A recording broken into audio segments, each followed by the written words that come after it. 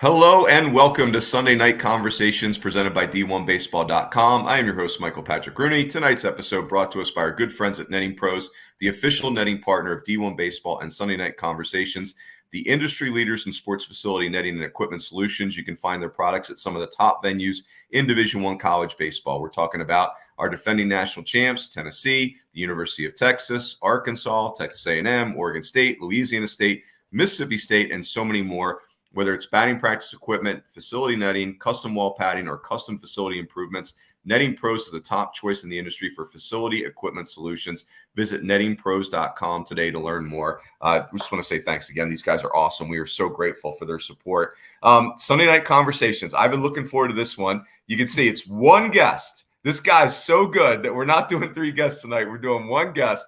I've got Jack Leggett with us, Coach Leggett. I'm probably going to call you Coach more often than Jack doesn't even feel right, Coach. But here's why I wanted to have you on here is, a lot of the conversations this fall have been around the different conferences, and the ACC is just at a real high water mark right now for the conference in baseball. And what's so cool is you are the one person that you were there when the league was really starting to assert itself in the 90s. And now you're back in the dugout with Eric Bakich at Clemson. And so we're going to do the ACC baseball past, present, and future. And for the past part, I'm going to use your 6 Omaha teams as kind of our structure, if you will, for that. So let me give you a proper introduction. So you were born in Maine. You grew up in Vermont. You played football and baseball at the University of Maine for the Black Bears. And then you went on to have this incredible coaching career.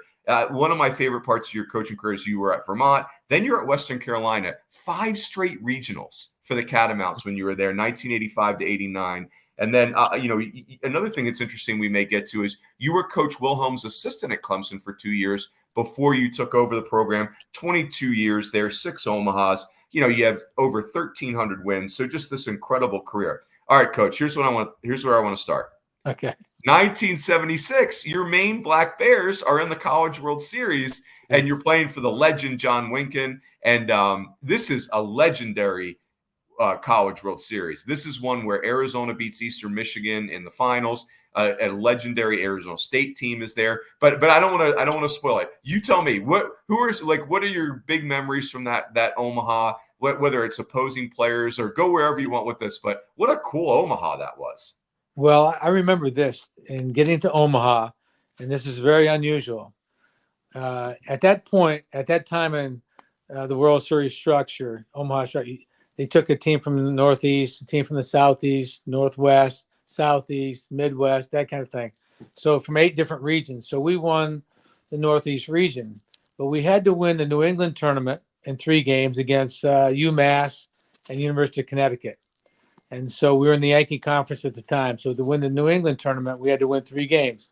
We won those 3 games in 3 straight 9-inning pitching performances. Then we go into the district tournament, and I believe it was Penn State, Temple, Seton Hall maybe. Temple was good then too. Those were good Temple teams. Yeah, and us. And we had to win 4 straight games to get to Omaha. And we won that with 4 complete games from our pitchers. Wow. So we had 7 complete games from our pitchers to get to Omaha.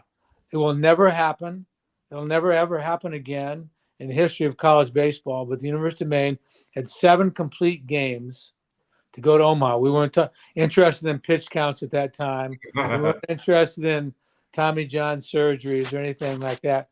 These guys and the 4 pitchers were Burt Roberts, who pitched in the big leagues, Barry LaCase, who was from Skowhegan, Maine, and Burt was from Auburn, Maine. John Sawyer, who was from the northeast part of Maine, left-handed pitcher, and Steve Conley, who was from Portland, Maine. And he probably threw 160 pitches every game that he pitched. It was always 3-2, but they all pitched great. So anyway, we got to Omaha, and in Omaha, we had to play Eastern Michigan first, and we played a kid who was pitching named Bob Ochinko. He was a first-rounder, left-handed pitcher, and we got to him about the 6th inning, and then they brought in this unknown guy from the bullpen named Bob Welch, who ended up being the saves leader, I think, at one point in in the major leagues. And Bob Welch came in here through nothing, but he didn't take any signs. It was just all fastballs. And we hadn't played any night games, so the ball looked like it had a little streak behind it at night as hard as he was throwing it. But the first thing he did when they brought him in with the bases loaded is from the windup. Before he threw a pitch, he did a three-man pick with the catcher, dropped his glove, shortstop snuck behind our guy at second base, and picked our guy at second base before he threw a pitch. So now it's men on first and third with with 1 out, and struck out Brian Butterfield.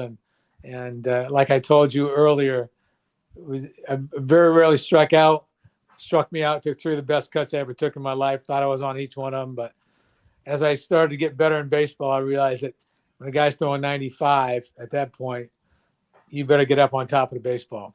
So then we beat Auburn 9-8 in the next ball game to avoid elimination. Then we beat Washington State 6-3, and Bobo Brayton and that legendary coach. And then we lost 7-0, I think, to Arizona State, who had 13 guys who were drafted off their team, and three of them didn't make their trip to Omaha. They were loaded with the players that you mentioned to me earlier, Bob Horner, and a bunch of the other guys who played in the big leagues, Kenny Landreau, Floyd Bannister, left-handed pitcher. Nuts. Yeah, So Chris they Bando.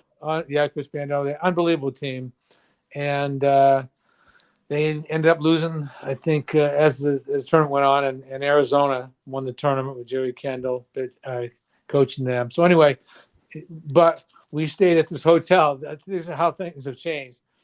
And they would pick us up to go to the ballpark in a yellow school bus. Oh, that's so great. Yeah. We piled into a yellow school bus, took us to Rosenblatt Stadium, and we played our games. And it was an incredible experience for guys from Maine. And Coach Winkin was our coach. Jack Butterfield was our legendary coach before that. Coach Winkin came in from the last 2 years at Maine, and we had some great Southern trips planned. He was really good at that and prepared us to play in New England and against good teams, and we played very well during the whole course of the season. We had a really good team. That's awesome. Hey, 2-part question, Coach. What when you went to Maine, you played football and baseball. Were you recruited to play football and then baseball was the accident, or you were recruited for baseball and football was the accident? And then my second question is, what was Coach Winkin's superpower? Like, obviously he was a legend. Maine started going to Omaha. It felt like on the regular. What was his superpower? Well, first of all, I was recruited to go to Maine. They didn't have any scholarships at the time. I just knew I wanted to play college football and college baseball, and I was a good enough player in both to be able to play. I never had to go to fall baseball practice, and I never had to go to spring football. And they just allowed me to play both. And I captained both teams. Played in the summer. I would go off and play in the summer leagues and play. 1975, played in the Cape, and I would go back. My car would still be packed. I'd run the 2-mile time for football and be involved in football and captain the team there and all that kind of thing. So I loved both sports. I couldn't give up either one of them. I knew I could go there and thought that I could play both at the University of Maine, and it worked out great for me. I had great coaches in football. It taught me a lot. Walter Abbott, Jack Bicknell. And then in baseball, I had 2 legendary coaches in Jack Butterfield and John Winkin. And Coach Winkin, Jack Butterfield's superpower was one of the best coaches I've ever been involved in any sport all my life. And every fundamental that I know baseball-wise came from Jack Butterfield. Right. How to do rundowns, cutouts and relays, first and third, you name it.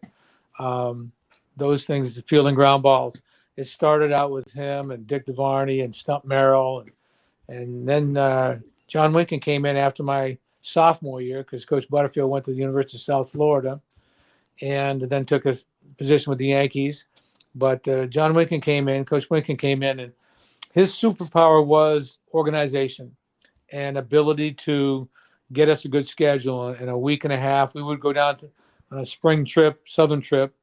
We go down and play Demi-Moon area, Miami-Dade North, Miami-Dade downtown, Miami-Dade South at the time. We would play Michigan State down there at Miami's field.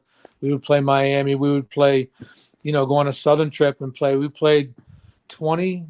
I don't think I got this wrong, but if we went down there for a 10-day trip, we played or 11-day trip, we played 20 games. Played a Wow. doubleheader every day. Our day off was to play one game. And we used our pitching, and we would go back with sunburns on our neck and probably couldn't land back in Bangor because there was too much snow. We'd end up going back into the field house and practicing indoors for a few weeks, before we could go out and play on our field. And so we battled some elements and all that type of thing. But that was his superpower in my mind, was that he could organize, get us a good schedule, challenged us on a southern trip, was very good at organization. The fundamentals basically that I learned was from Jack Butterfield, and we had some good players, and we had some kids that just knew how to play together. We played loose, we played tough, and at that time we were the best team, I think, in New England for the time that we were there. Oh man, that's so awesome. Yeah. Hey, so Coach, the reason, as I said, we're going to talk a lot about the ACC tonight, and so let's talk about the past. And when I looked at this was interesting. So the ACC in the '80s had 2 teams in 10 years get to Omaha, just 2. And then, the '90s happened. And just for context, Florida State entered the ACC in '92. Miami didn't get there until '04. But the '90s, which is when you took over for Coach Wilhelm, in '94, this is when the ACC, in my opinion, starts to really get going. You guys, in that decade, it was 10 Omahas. And then, of course, we're going to get to present day where, hey, since 2019, the ACC is getting 8 teams in the tournament per year. And last year, 4 teams in Omaha. And we'll get to that in a second. But when you think about, like, I wrote down some of the coaches that you got to coach against in the ACC in the '90s. I mean, Mike Martin, Jim Morris is at Georgia Tech, like those teams. Right. Danny Hall takes over for him. Mike Roberts, they had really good teams at North Carolina. Ray Tanner, you coached against, obviously, famously when he was at South Carolina. But you and Coach Tanner coached against each other in the ACC. People forget he was at NC State in the '90s. Right. So let's start there. So before we get to your '95 team, tell me about coaching against Mike Martin. Like, I would imagine when you come to Clemson, it's probably pretty easy to tell that this guy's really going to win a lot of games. Right. We had some great battles, and our teams played always very well against Florida State. And I think he respected our program. I respected his program. We played tough against them. They played tough against us. Had some great battles. We were always respectful to each other, back and forth. I just remember him as a guy that if you beat him, he was a gentleman. And if he beat us, then I tried to give him the same respect back. Right. And our teams played, the fans were all into it. This was a big rivalry. And they were in our division when we had divisions in the conference. But it was always a good thing. When Florida State came in, we seemed to play our best baseball most of the time. That's awesome. All right, so yeah, I did have the privilege of coaching against Coach Martin, and what you just said, I agree with 100%. Where it's like he's the one guy who can kick your butt, and you're not mad at him afterwards. Right. Like it was just, he had an amazing gift there. All right, so Coach, this is interesting. When I was doing some research, so you take over in '94. The Clemson Tigers, your Clemson Tigers won the ACC in '94, but did not go to Omaha. '95, you won the ACC and did get to Omaha. But '96, if I'm not mistaken, like that was to me like the first really famous team. Mm-hmm. And because this is Billy Koch, this is Chris Benson, like Matthew LaCroix, I think, is on this team. Yeah. But you guys didn't win the ACC there in '96, even though that felt like, but you go wherever you want with this, but like '94, '95, '96, I felt like '96 is the more famous team, maybe because of Billy and Chris being drafted so high, but that was the one team that didn't win the ACC. Well, this is the thing about the ACC or the SEC or any conference that's got really good baseball or sports.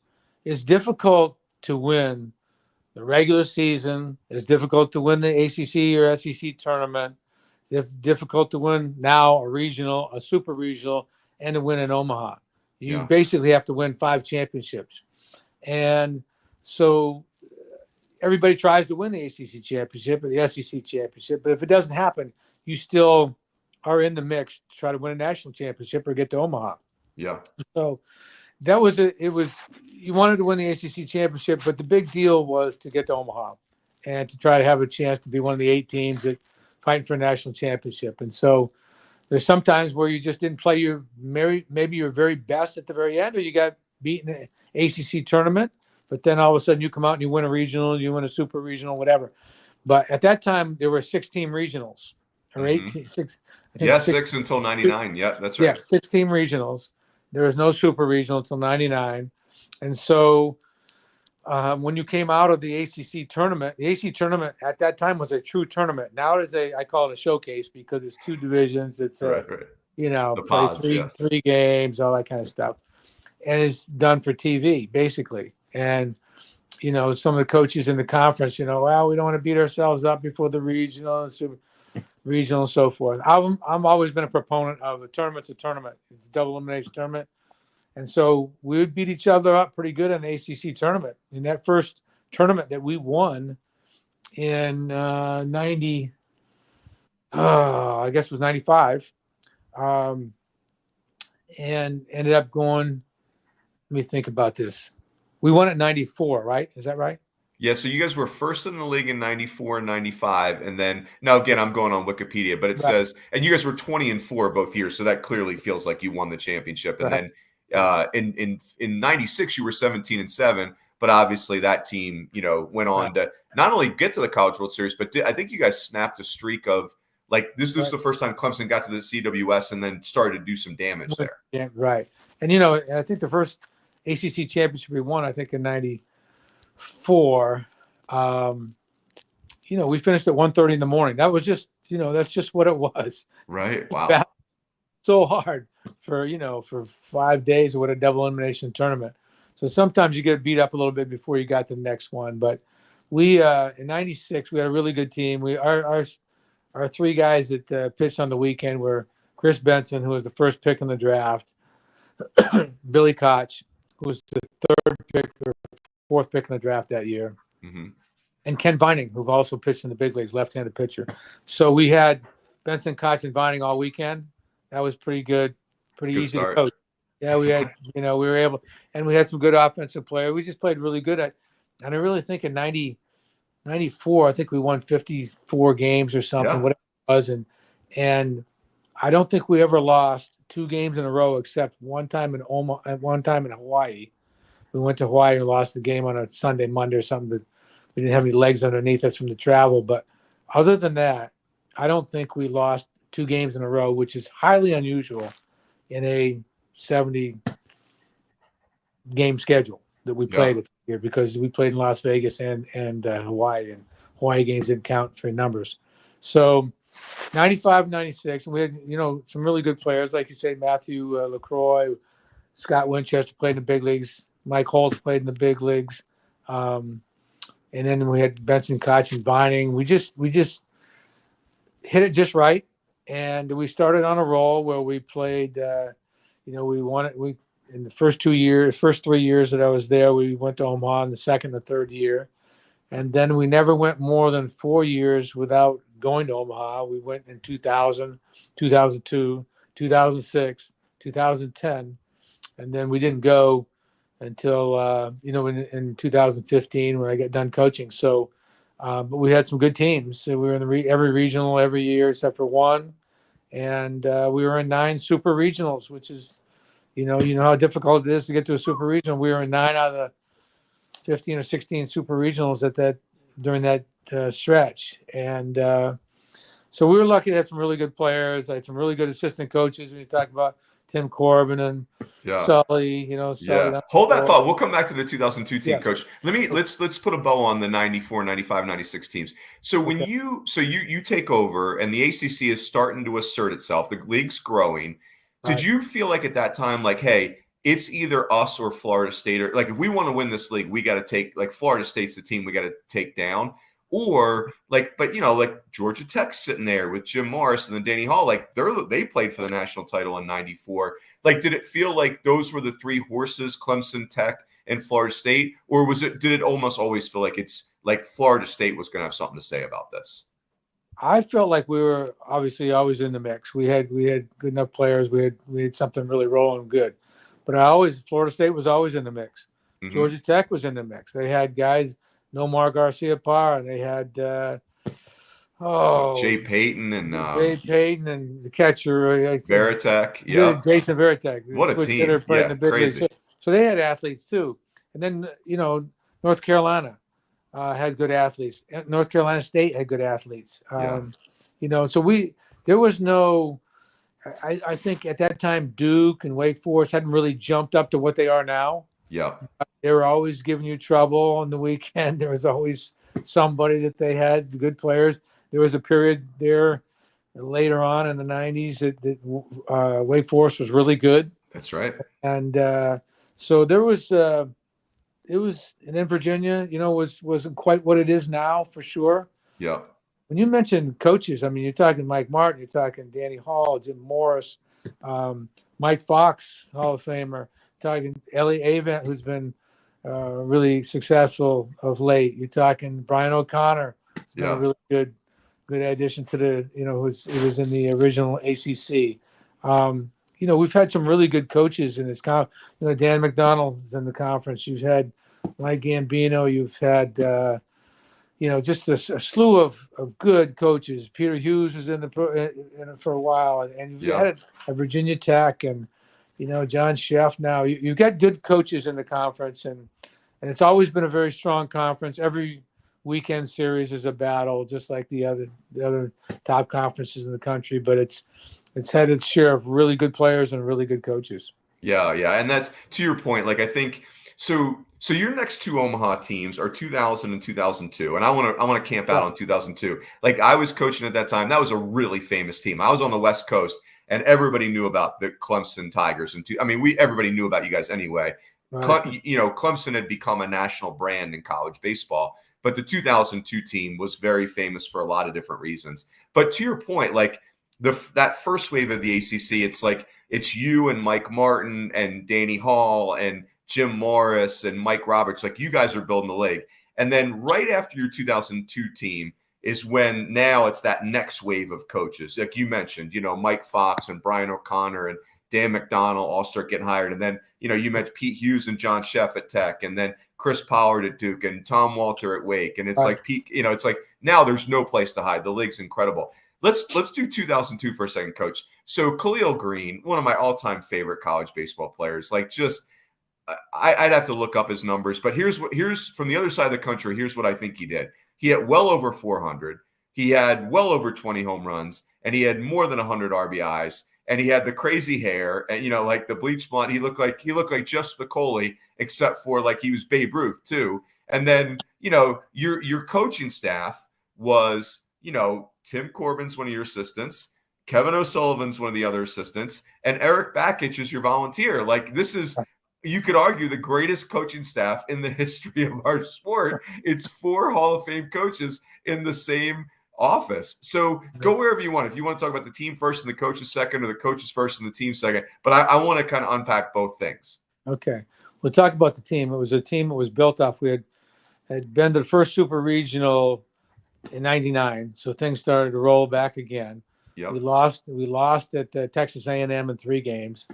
And in 2000, we got back to Omaha, won a super regional, got back to Omaha. And so now we're feeling good. Khalil's sophomore at the time, so we've been to Omaha. Jeff Baker's on that team, and Michael Johnson. We got a good team, so we're starting to build. In 2001, we just missed getting there, but we're in a super regional.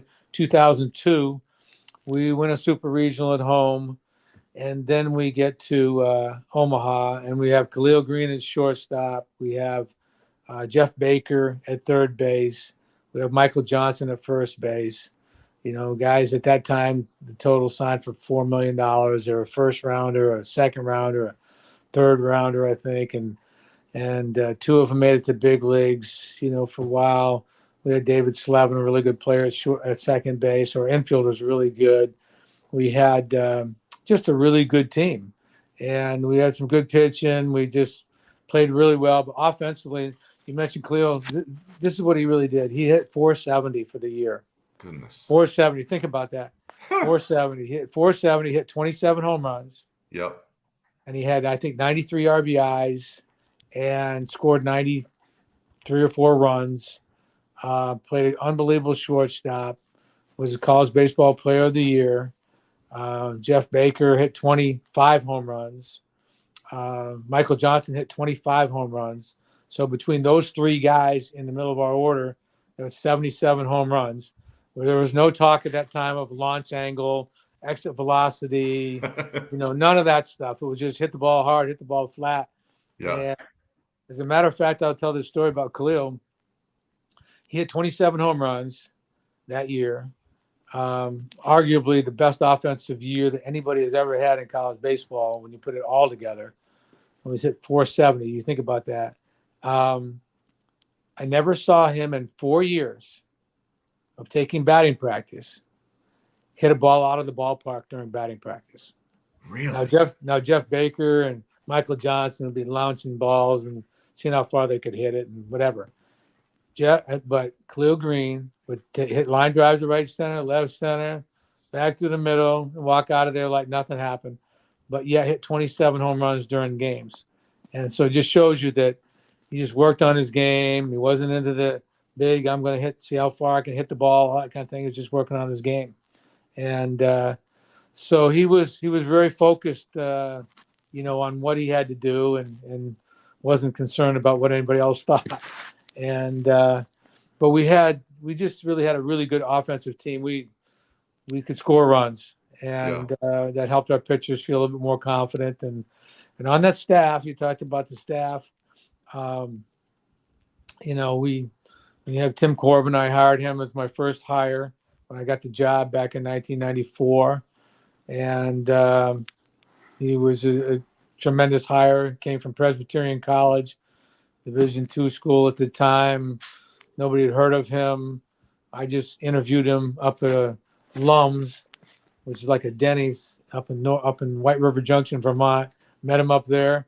Talked to him for 5-10 minutes because I'd seen him recruiting down in Dunedin, Florida, the summer before, and he was down there recruiting for Presbyterian, and this was the best players in the country. I'm thinking there's no way he's going to get a player, but he was down there taking notes, locked in the whole time. I'm going sleeping in his car, whatever he had to do, had no money. And so I noticed him then. We got together. We're both New England guys, so he was from New Hampshire, I was from Vermont, and we talked. 5-10 minutes into the conversation, I'm thinking to myself, this is my guy. Right. And I said, do you think you can do this job? He goes, yeah, I think I can do this job. So that was it. So I hired him. We ended up hiring John Pulowski. I had John Pulowski at the time, That's too. right. My second hire. He did a great job pitching for us, had a really good career coaching-wise. But then 2002, we had Sully for a few years. And when we hired Sully, he was at Virginia at the time, or he might have been in minor league ball with the Twins at the time. But I knew him from Virginia. And I asked Corbs, I asked him one question. I said, can Sully throw a good batting practice? Can he handle the pitchers, and can he throw a good batting practice? And Corbs looked at me and goes, I think he can throw batting practice as good as I can, or maybe even better. I go, okay, he's hired.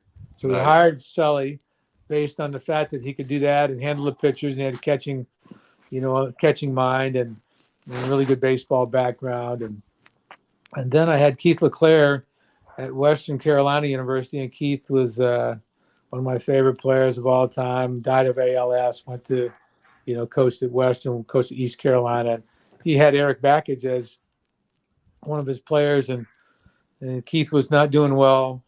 He had ALS at the time, but he called me. We talked on the phone, however, and he says, you just got to do me a favor. I just want you to take this guy. You'll never regret it. And it was Eric Backage. I said, Keith, I couldn't say no to Keith. Right. And said, all right, Keith, I'll take him. So he became our volunteer, and the chemistry between us four, there was more testosterone in one room in the history of college baseball. But we all got along great. We still do. We all work at it extremely hard. We all are passionate. We all are competitive. And so the combination was really good. We had a lot of laughs. We enjoyed each other. So it was good.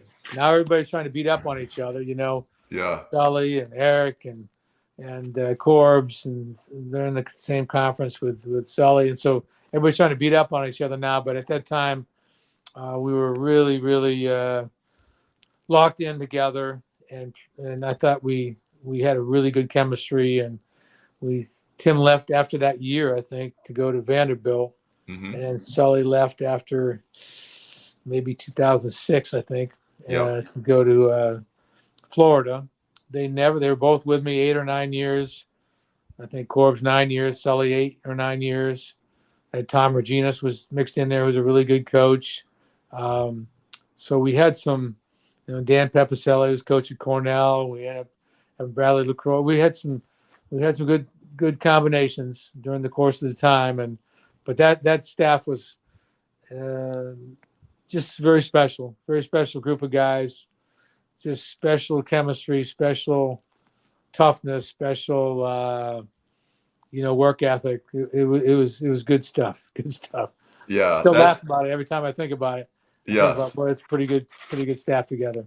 And the picture is just amazing. We put it on Twitter again, and Yeah. it's a well circulated picture in college baseball, and Right. it's so glorious. But I remember being like, first of all, Corbs was when you would, as a young assistant, you go out recruiting, and Corbs knew everybody and was so welcoming. But I remember going to the area code games for Arizona State, and that was and it was like a who's who at that time. Brian O'Connor's recruiting for Notre Dame, and Dan McDonald's recruiting for Ole Miss, and Jim Schlossnagle and Buddy Goldsmith are recruiting for Tulane. I mean, you just like go Mike Trapasso's recruiting for Georgia Tech. It was just insanity.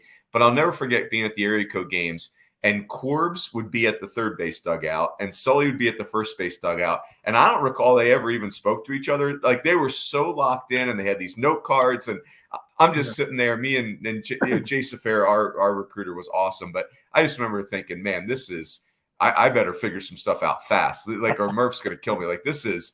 But they were. Man, it was like in that era, like your program was very famous, and like I said, a national brand. It was really awesome.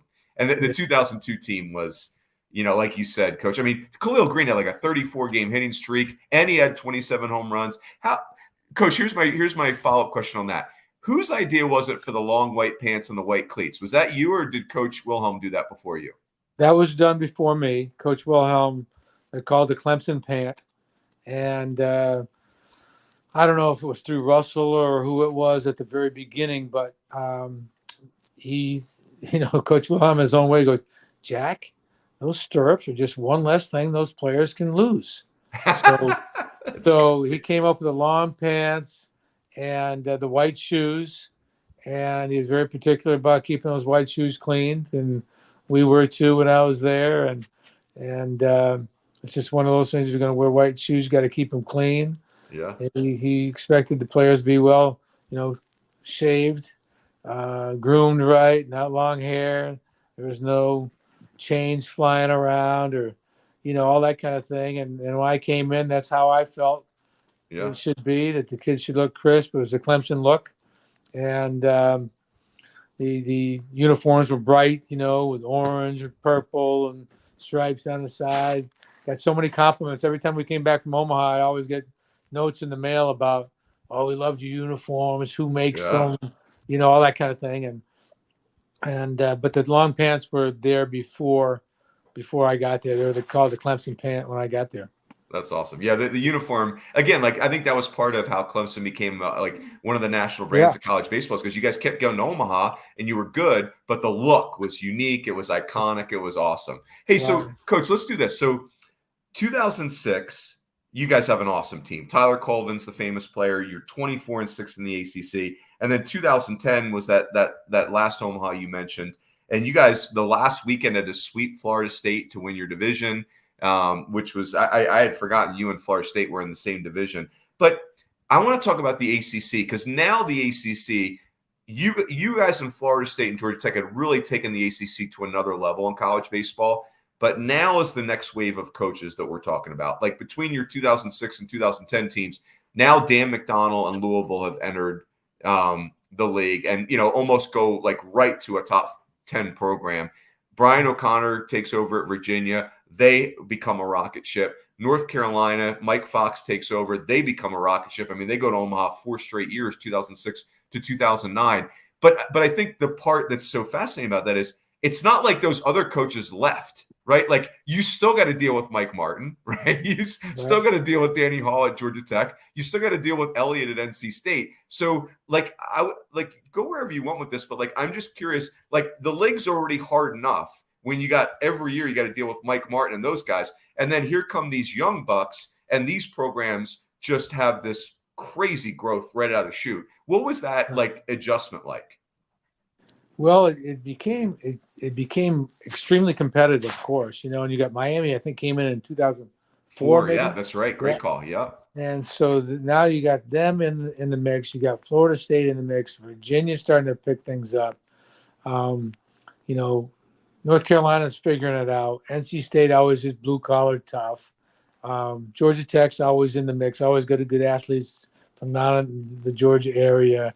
You got Louisville coming in a little later on. I think they came in 2013, actually. Oh, that's right. Yeah, and you got Notre Dame later in. When we get later in, but so it's starting to pick its way up for sure. And there's a lot of things that in college baseball everybody's starting to figure out the financial game too, because we got 11.7 scholarships, and that's not enough for college baseball. And you're dealing with the pro issue, so you're losing some kids every year. But other teams are starting to figure out how they can make the 11.7 go further with academic common markets, endowments, financial aid, neighboring states. There's a lot of things. So the whole country is starting to figure out how to make their money go further and how to make their scholarship go further. Facilities are starting to get better. Facilities are starting to get better in the ACC. As you say, the coaching was strong. You got a lot of young coaches coming in. You got a lot of tradition in there. Everybody's working hard at their game. And next thing you know, the conference starts to take I think another step up, like you say, from 2006 to 2010. We were fortunate to have, good teams, and as you mentioned, in 2006, and we ended up 24-6, I think, in the conference, and won the super regional, go to Omaha, and then we had a little bit of a lull in 2008, the only year that we didn't make the ACC tournament. I mean, the NCAA tournament, and then came back in 2010, and everybody in the conference is picking their game up now. Things are getting better, and things are getting tougher, and the conference is starting to evolve, and people are starting to pay a little more attention to the conference. TV, and ESPN, all this kind of thing is getting more exposure for the conference and for college baseball. And so, like I say, the facilities are getting better. There's more emphasis. The assistant coaches are getting better. They're paying people a little bit more money. There's a little bit more pressure on the whole thing to get your program to the next level and to get to Omaha. And so I think there was a lot of growth between 2006, 2010, but then from 2010 on up, it even took another level. And as you get into, if you get into talking at its present status, now we got 16 teams that play baseball in the conference, 18 teams in the conference, but 16 teams that play baseball in the conference. So there's another level, and then you're throwing in all this, the NIL and transfer portal and all that stuff we'll talk about in a minute probably. But there's a whole nother level of things coming for college baseball and expectations and so forth. But I agree with you. Between 2006, 2010, things started to pick up, and then you started to get some more. 2013, Louisville comes in the conference. I want to say 2014, Maryland goes out of the conference. You start to have, you start to get programs. Pittsburgh comes into the conference. Boston College has now come into the light, and they have had some flashes of some good years. So it becomes a little more balanced, I think, from top to bottom. I think there were times with the conference where it was top heavy, maybe, with the way, but then I think now it's become a lot more balanced all the way up through. Yep. Hey, let me do our second read, coach, and then we'll do that present day part because that's very interesting. Hey, so let's say thanks again to our friends at Netting Pros. That's college baseball's top facility equipment and netting supplier. They're the official netting partner of D1 Baseball in our Sunday night conversations. Again, if you want to learn more, you head over to nettingpros.com. I say this every week, but the cool thing about Netting Pros is they've got great stuff and they're great people. They're experts in the field, but they really love college baseball. They love amateur baseball. They take it personal. So if they're going to put something in your facility, it's going to mean something to them. They're not just selling you a product. Like, it's going to be personal to them. And I think that's exactly who we want to deal with in any time we make a purchase. So again, thanks to our guys at Netting Pros. So Coach, okay, before we'll put a cap on the present day stuff, but I'm going to give you, let's recap some of the coaches. You mentioned Brian O'Connor, Dan McDonald, Mike Fox is top of mind for me. You coached a lot against Jim Morris, Mike Martin, Danny Hall. So here's my question. I think part of they're elevating their programs, so they're just getting better players, right? They're figuring out ways to get better players, whether it's improve their facilities or have a better feel for where their good players are going to come from, maybe recruit nationally, whatever it is. But I want you to think about like managing a game. Who was, of all those ACC coaches, who was the most unique to manage the game against? It doesn't matter why, but I'm just curious, like, as far as like just working your way through the game, who was the most unique? Oh my goodness. Or memorable might be a better word. I always respected North Carolina at the time. I thought they played hard. The kids looked crisp. They were sharp. There was no BS going on. I really thought when we played them, it was always going to be a hard-fought weekend. I thought NC State always played us tough. I thought Florida State, obviously when they came in, it was a special weekend. Georgia Tech. I mean, I don't know if there's one coach or one particular team that was any more difficult to strategize or all that kind of thing. There's a lot more data. There's another thing. There's a lot more data now, where everybody knows what everybody's tendencies are and what they do, and all this shifting on the field and all this kind of thing. Back then, you basically were playing your shortstop where he's supposed to play, your second baseman where he's supposed to play. Everybody was playing their basic position. And so there wasn't a whole lot of data that was available. It was just, all up here, your eyes, your experience, what you did last time that they played. You had your charts and all that kind of thing. You had everything that you needed to know to be prepared for the series. But, I think that the teams that were toughest to play against, the players, that were toughest to play against, North Carolina played us always tough. NC State always played us tough. The Florida State, always had good players. Georgia Tech always had good players. Miami always had good players. So I don't think there's anybody that I could tell you that was any different on the weekend than anybody else. I was prepared and wanted to beat everybody's ass every time I played them, even though we were good friends and I felt like we were sportsmanlike and appreciative and respectful to each other, which is how I always wanted it to be at the end of the weekend. Yeah. But very competitive, and feel like I got along good with all of them. But when it was time to compete, we competed, and when it was over, it was over. And I'm thinking about some of the ACC head coaches meetings for baseball. Those must have been remarkable. Was there one like were you maybe the louder voice because you had been there longest, you and Mike Martin, or was it just, hey, it's a bunch of really good baseball people and it was a lot of people that had great input?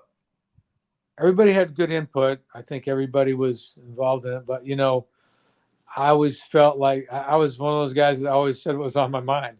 And I thought in 2010, Roons, I think the game had a little bit of a lull. That there was a high seams on the baseballs, dead bats, and the dead bats, and I thought, this is not exciting enough. And there weren't enough. A guy couldn't hit an opposite field home run or an opposite field gapper. Center fielder, right fielder always ran it down. It was like a parachute on the end of the ball. And I remember thinking, I really want to try to make a change here. These balls the seams need to be, like the pro seams, like the pro baseball seam, the low seams. And I remember talking with Wayne Graham about it. I remember he took a saw the middle through a Major League Baseball, minor league baseball, the college baseball, and there was no comparison to the Major League Baseball. It was like a Super Bowl. That's why, as strong as those guys are, as hard as those bats are, those baseballs, no wonder they're flying out of the ballpark. But the minor league ball was a little less, and the college baseball was a little less, and throw the high seams on it. The next thing you know, with the bats, it really wasn't a good product. So I got involved with that and try to get our team. Get the ACC involved with that. I always thought it was important in those meetings to kind of talk about how important it was to schedule good teams. I always felt like it was important to, I wanted to try to get the travel squad from 25 at one point to, 27.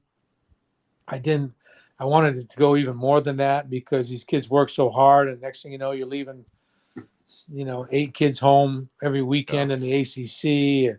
You get to Omaha, the college, NCAA tournament, and you're leaving 8 kids that worked all year long at home. So they've gotten better about those numbers, I think, now, and traveling. And I always was trying to push for that. So there's a lot of things that I think I was very vocal about. And, I think other guys, Mike Martin spoke, everybody listened to him. It was a really good, as you walk into that meeting, there's a lot of, Hall of Fame coaches in there and guys. Yeah, a lot of wins. Yeah. And so there's a lot of people when they spoke, there was some substance behind it. And we'd always have those meetings up in Greensboro, and everybody would fly in or drive in or whatever. I'd get up in the morning, drive 4 hours, get up there, and we'd hash things around for 5-6 hours. Sometimes you'd walk out and they go, man, we didn't get done what we needed to get done. Nobody's listening to us or whatever. Be frustrated, but at the same time, I think they were always productive, trying to make the ACC better. Yeah, that's right. That's great. Hey, so let's wrap with this, Coach. Let's kind of fast forward to present day, and like you alluded to it, when I look at the current version of the ACC, and now you got Stanford and Cal, and Stanford, had a down year last year, but they had just made 3 straight Omahas. And, Right. In the heyday that we were just talking about 20 years ago, from 99 to 03, Stanford went to 5 straight Omahas, played in the national title game 3 out of 4 years. So they, the best version of Stanford obviously is a very imposing program. Cal has had, I think they've had like 4 first-round picks in the last 5 years. They have high-end talent just based on who they are and where they are. And, like as you had said, some of the programs that 20 years ago just were not invested in baseball. It really is that rising tide lifts all ships story. Duke has now been to 3 super regionals in the last year since 2018. And, Notre Dame, we always talk about Notre Dame with 2022 went to Omaha, but it's easy to forget in 2021, they were in game 3 of a super regional at Mississippi State. And, Boston College in 2016, they're in game 3 of a super. And 2023, I'd say they should have been a host, but they still were a regional team. Wake Forest, obviously number 1 team in the country 2 years ago. Virginia Tech was a top 8 national seed in 22. And now we're in this era where the ACC, like I can tell you they're getting 8 teams in this year, if not more. And so here's where I want to start, Coach. Like I was talking to somebody the other day, and they said, who's going to Omaha this year? And I hadn't really thought about it yet. And even though I have great respect for the Big 12, there's no more Pac-12. The West Coast is kind of resetting itself. And I thought to myself, I think there'll be, of the 8 Omaha teams, I think it's going to be all ACC and SEC again. If it's not, it will take an upset for that not to happen.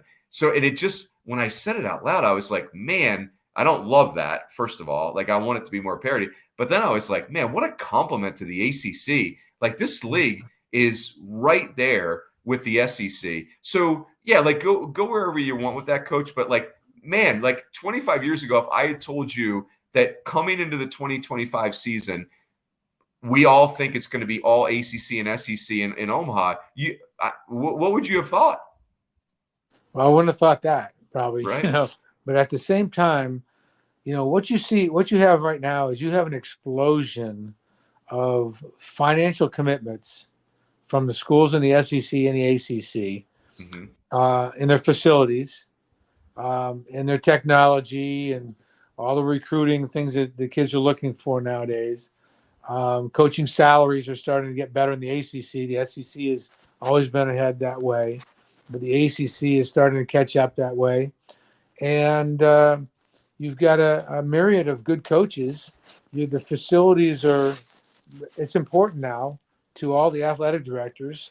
And if you're going to stay at the top of the conference, any conference right now, you have to, if you're at the bottom or mid-range of facilities, you're always thinking about what do I have to do to get myself back up into the recruiting mix for these players, and at the same time be able to attract fans and make our programs marketable and all those types of things. And so there's a lot of there's a lot of competition to be the best, and you see it in football, you see it in basketball, and then you throw all this NIL stuff into it, and transfer portal, and everybody's trying to grab the best players.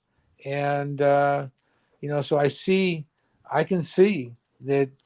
I agree with you a lot. Yeah, I like to see a little parity. I want to see some things throughout the country and some different people in Omaha, that kind of thing. But when you really think about it, the best chance to get to Omaha is teams from the SEC and teams from the ACC right now. And there's still other good conferences. There's good coaches. There's good programs. There's people who care.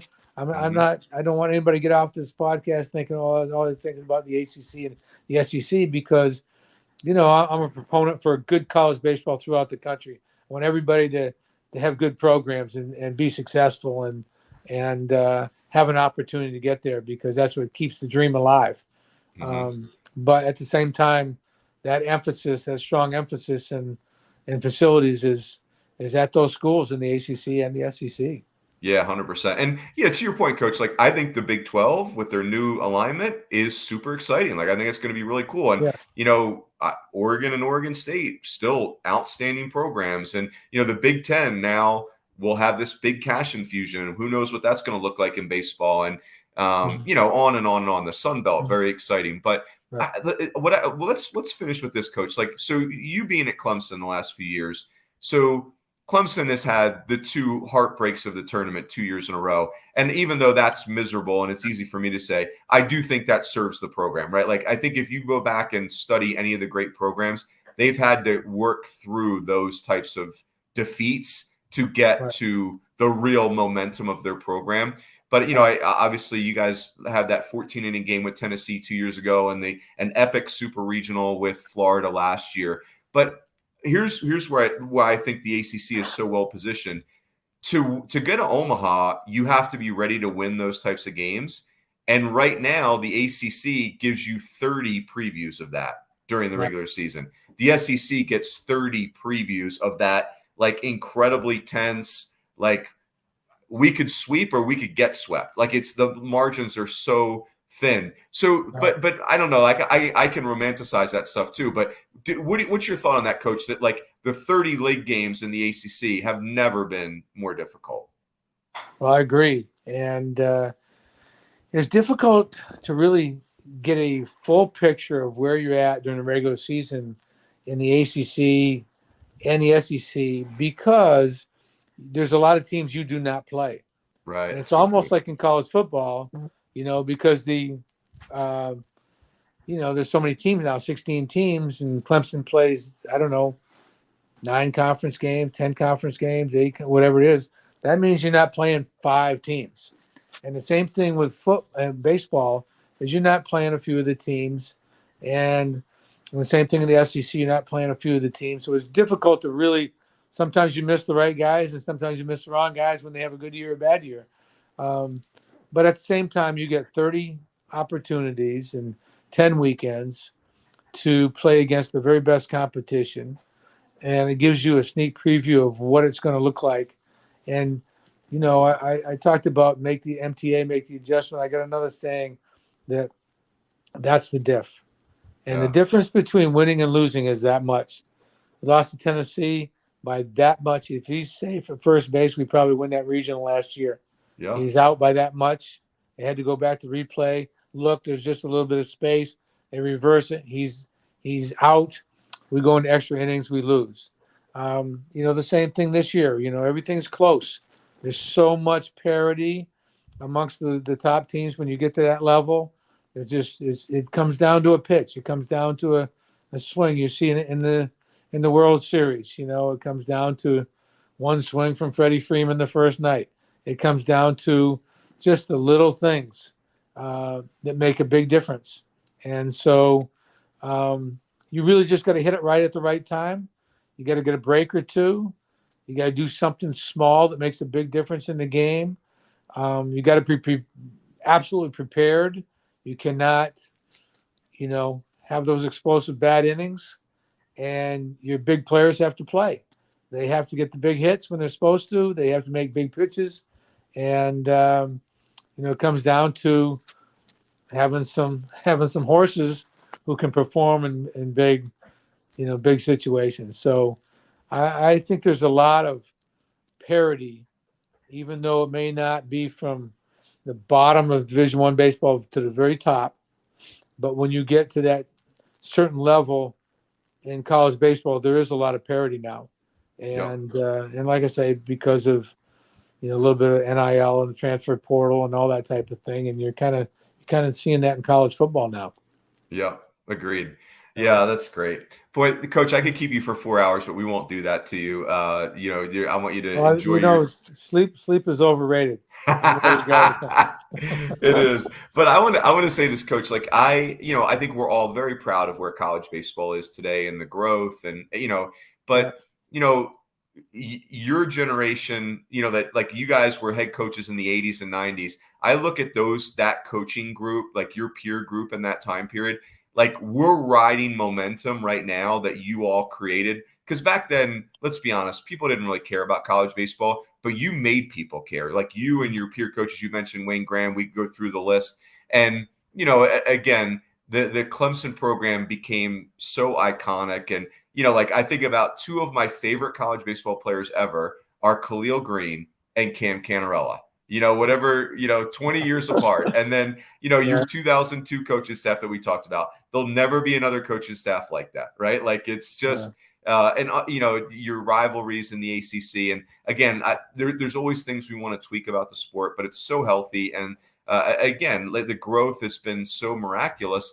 And it all traces back to the 80s and 90s where you all were kind of on the front lines, just demanding that people take our sport seriously. And the fruits that we get to bear now are just remarkable. So thank you for doing this too, Coach. This has been super fun. I've enjoyed it, Roons. We'll do it anytime you want to do it. You call me, let me know. I just want everybody out there to, even though the some of the rules have changed, the expectations with the NIL, the transfer portal, and everything. Just remember what this game is all about: is teaching these kids how to be better people, how to work hard, how to be good teammates, how to get the most out of their abilities, how to understand how discipline is going to affect their lives for the rest of their lives, and to teach them the lessons that are important. And sometimes just transfer, get up and move, and without grinding through it is not the best lesson that I'd like to see. But we still got a lot of great coaches out there, a lot of great programs out there that keep the priorities in order and just keep on grinding, keep on working at it, keep on making adjustment as best you can to the new rules. And otherwise you get left behind. But at the same time, keep the priorities where they're supposed to be, and that's on the players. Yeah. And I think to your point a second ago, Coach, Khalil Green, I think one of the lessons, like the life lessons we get and the relationships we get from college baseball are the beauty of it. And I'm only guessing, but Khalil Green, I'm sure, probably wished he was drafted in the first round after his junior year, but he wasn't. And I'm sure that was very disappointing.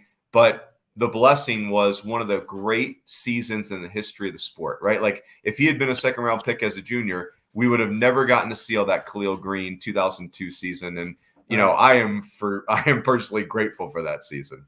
Well, he had a lot of things to prove. He got drafted in the 14th round his junior year, and there wasn't any doubt in his mind he was going to come back to school and prove he was a better player, and he wanted to go to Omaha again.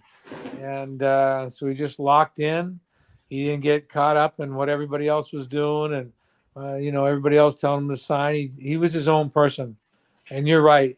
It's a magical season, a magical team that we had, but a magical season that he had. And I don't envision anybody ever hitting 470, which is incredible. Having 93 RBIs, scoring 93 runs or whatever it was, and hit 27 Crazy. home runs. I don't. If somebody does it, I'll fly out there and shake their hand. That's it. I mean, Brad Miller, who played in the big leagues 10 years and just retired, played for us a while back. He was so hot for a period of time against, I want to say, Duke and Wake Forest. He was on fire. I go, man, nobody can get him out. And I go, what's he been hitting the last 3 weeks? And they told me, oh, he's been hitting 420, coach. And I'm thinking to myself, geez, Khalil Green hit 470 for the whole year. I mean, and I was thinking Brad Miller was as hot as it could ever be. And so it tells you what kind of year he had, and to throw 27 home runs in there, and how he played shortstop and went about his business was incredible. So you're right. It's a magical season. I'm glad you remember it. And he's one of my favorite players of all time, one of the best players I've ever coached for sure.